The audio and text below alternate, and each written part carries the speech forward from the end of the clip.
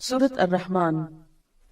ये सूरत अपने मिजाज और मतलब के एतबार से सूरतों के उस ग्रुप से ताल्लुक रखती है जो मक्की जिंदगी के उस दौर में नाजिल हुई जब आप सल्लल्लाहु अलैहि वसल्लम की तकजीब और मुखालिफत जोश पर थी, और वो आपसे बार बार इस बात का मुतालबा कर रहे थे, यानी आपके दुश्मन, कि उन्हें कोई निशानी दिखाई जाए, कोई मुआजिजा दिखाया जाए, और अगर उनके मुतालबे पर मुआजिजा या अजाब नहीं आता तो फिर वो मोहम्मद सल्लल्लाहु अलैहि वसल्लम की दावत को नहीं मानेंगे, और अगर दुनिया में अजाब नहीं आता तो इसका मतलब ये है कि आखिरत में भी नहीं आने वाला। इस कॉन्टेक्स्ट में ये सूरत नाजिल हुई।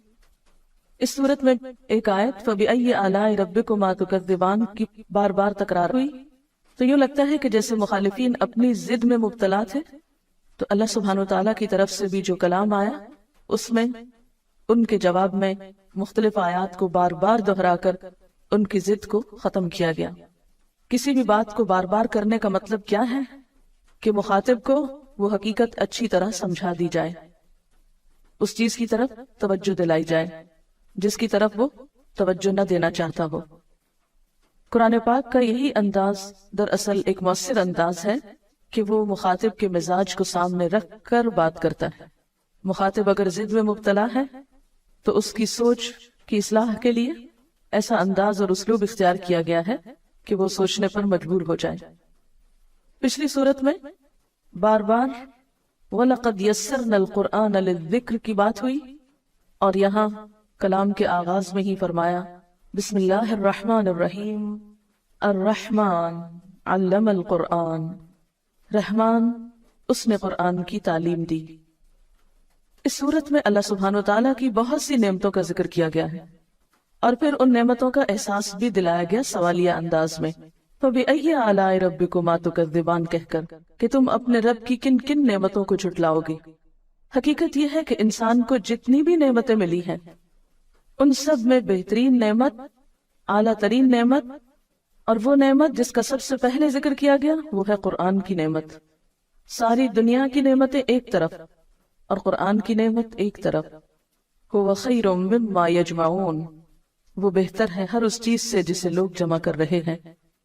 और ये अल्लाह ताला की रहमत का नतीजा है कि मुखालिफीन अजाब मांग रहे हैं और अल्लाह ताला जवाब में अपनी रहमत के तौर पर उनकी इस्लाह के लिए कुरान भेज रहा है।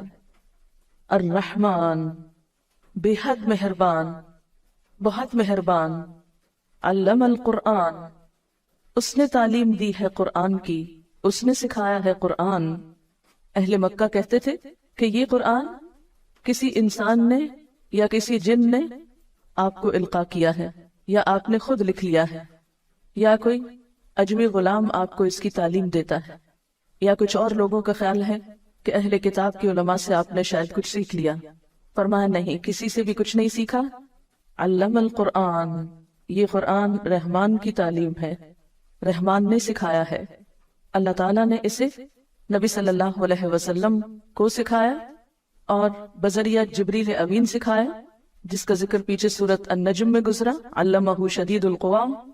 और फिर आप सल्लल्लाहु अलैहि वसल्लम ने सहाबा कराम को सिखाया, और उससे ये सिलसिला चल निकला जो आज तक बाकी है अल्लाह के फजल से।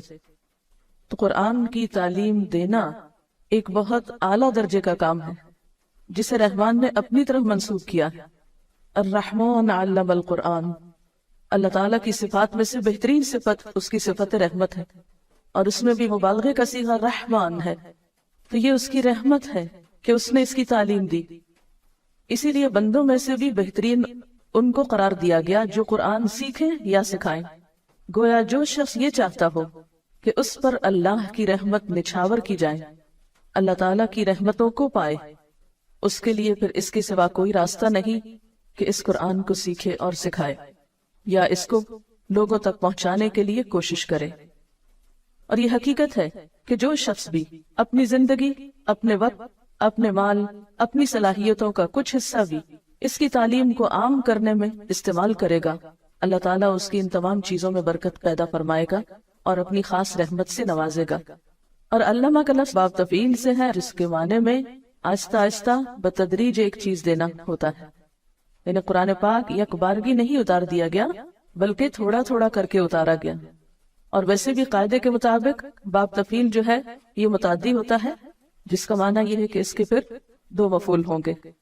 پہلا وہ علم جس کو سکھایا جائے یعنی پہلا مفعول، اور دوسرا وہ شخص جس کو سکھایا جائے. تو یہاں پر علم القرآن میں پہلا مفعول تو قرآن ہے، یعنی قرآن کی تعلیم دی، اور دوسرا کیا ہوگا کہ وہ شخص جس کو دی گئی یعنی رسول اللہ صلی اللہ علیہ وسلم، اور پھر آپ کے ذریعے سب تک یہ ہدایت پہنچائی گئی.